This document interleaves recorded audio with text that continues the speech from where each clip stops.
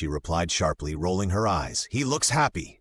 But I couldn't shake the feeling that there was something sinister lurking behind that smile. The evening wore on, and Ethan continued to grin through the first dance, through the speeches, through the clinking of champagne glasses. Each moment felt heavier, the air thickening with a tension I couldn't quite articulate.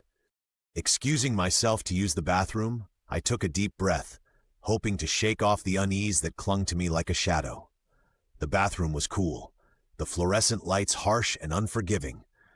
As I washed my hands, the sound of the water splashing against porcelain filled my ears.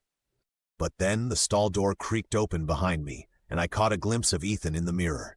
He stood there, his skin almost luminescent under the harsh lights, his blue eyes locking onto mine with an intensity that made my heart race. He was still smiling, the very same grin that had unnerved me all evening. I felt a chill run down my spine as he stepped closer, our shoulders brushing against each other. "Great wedding," I managed to say, my voice trembling slightly. His gaze didn't waver. It bore into me as if searching for something. I stammered on, desperate to fill the silence, but his expression remained unchanged. It hit me then. He hadn't spoken a single word all night. The silence grew oppressive, wrapping around me like a thick fog. I felt the need to escape, the instinct to flee kicking in. As I backed away, I caught a glimpse of his expression shifting. The smile faded, and I watched in horror as his face began to sag, the skin almost melting away from his skull. I froze, unable to comprehend what I was witnessing. Just as suddenly as it had begun, the smile returned, stretching back into place as if nothing had happened. I dashed out of the bathroom, my heart pounding in my chest. I found my sister, gripping her arm tightly. "We need to leave," I whispered urgently, panic rising within me. "Stop it, Matt," she snapped, her eyes barely meeting mine as she turned back to the festivities.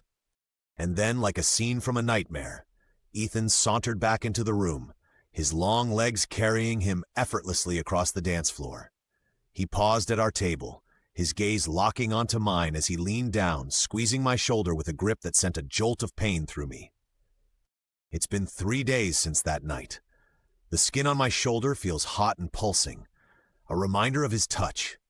Each time I glance in the mirror, I can't help but notice the subtle changes in my face, the way it looks just a little looser, a little saggy. So I've started smiling more, practicing that wide grin, hoping to keep everything intact, to hold on to my own reflection for just a little longer.